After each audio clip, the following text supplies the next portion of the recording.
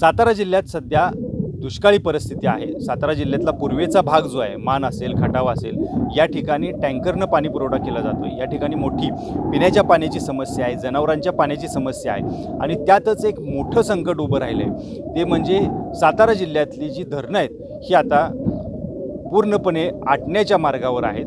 कोयना धरणात तर फक्त 15% पाणीसाठा शिल्लक आहे। याच्यामुळे प्रशासनासमोर खूप मोठं प्रश्नचिन्ह निर्माण झाले की आता पाण्याचं नियोजन करायचं कसं। आणि याचीच परिस्थिती दाखवण्यासाठी मी सातारा जिल्ह्यातलं जे कोयना धरण आहे याचा जो पाणीसाठा आहे, ज्याला शिवसागर जलाशय असं म्हटलं जातं, या ठिकाणी मी उभा आहे। बामनोली गाव या ठिकाणी मी उभा आहे आणि तुम्हाला इथलं मी सगळं दृश्य दाखवतोय।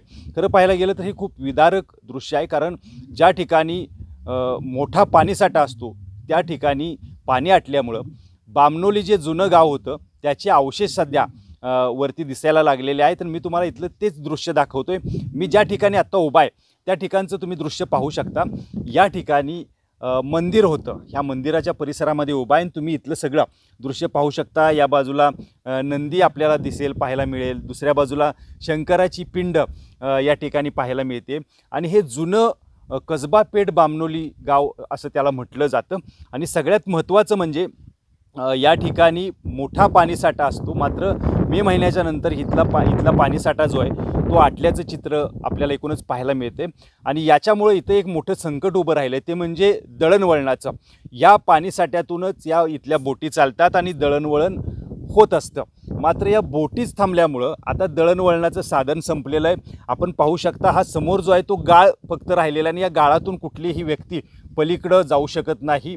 गाळ तेवढ्या मोठ्या प्रमाणात आहे आणि याच्यामुळं या ठिकाणचं मोठं संकट आहे। दुसरं मोठं संकट या ठिकाणी जे उभं राहिलं आहे ते म्हणजे या ठिकाणी जे पर्यटक येतात याच्यामुळं या ठिकाणी रोजगार चालत असतो या इथल्या आसपासच्या गावांचा, मात्र हा रोजगार आता थोडा थांबलेला पाहायला मिळतोय आणि याच्यामुळे इथं मोठं संकट निर्माण झालेलं आहे। खरं पाहायला गेलं तर शासनासमोर हे खूप मोठं संकट आहे, कारण पाण्याचं नियोजन करायचं कसं हा प्रश्न आहे। पावसाचं चिन्ह अजूनही या ठिकाणी पाहायला मिळत नाही आहे।